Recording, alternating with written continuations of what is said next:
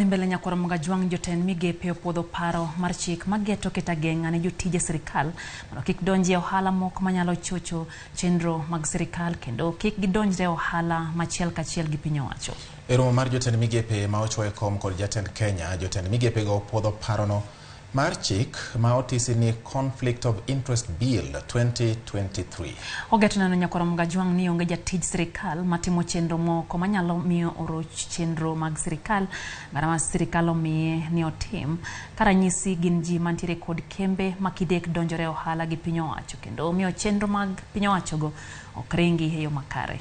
Jotend migepe go bende obedo kod lalruok mar loko chik ma neno ni ochuogi kokalo e duol mar Ndegwa Commission ma higa 1971 mane chalo kama ne ochiwo thuolo malach ne jotend sirkal tayo chenro magi ma tenge ei sirkal.